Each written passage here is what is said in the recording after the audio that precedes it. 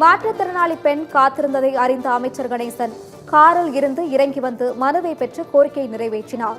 கடலூர் மாவட்டம் வேப்பூர் அருகே அடரி கிராமத்தில் உங்களுடன் ஸ்டாலின் முகாம் தொழிலாளர் நலன் மற்றும் திறன் மேம்பாட்டுத்துறை அமைச்சர் கணேசன் தலைமையில் நடைபெற்றது. நிகழ்ச்சி முடிந்து வேறொரு நிகழ்ச்சிக்கு அமைச்சர் செல்லும் போது மாற்றுத்திறனாளி பெண் அமைச்சரை சந்திக்க காத்திருந்தார். இதை பார்த்த அமைச்சர் உடனே காரில் இருந்து கீழே இறங்கி வந்து பெண்ணிடம் கோரிக்கை மனுக்களை பெற்றார். இதையடுத்து பெண்ணிற்கு உடனே 3 சக்கர வாகனம் வழங்க வேண்டும் என உத்தரவு பிறப்பித்தார். அமைச்சரின் உடனடி நடவடிக்கைக்கு அப்பெண் நன்றி தெரிவித்தார். மகளுக்கு வந்து கால் வராத காரணத்தால் 3 சக்கர வண்டிக்கு மனு எழுதி கொடுத்தேன். அமைச்சர்கிட்ட மனு எழுதி கொடுத்தேன்.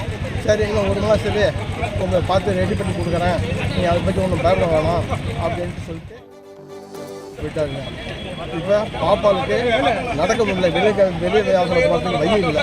அது 3 சக்கர வண்டியானாக்கா பாப்பா எங்கன்னா போயிட்டு அது பாட்டுக்கு வரும். அது வாங்க என்னோட கோரிக்கை.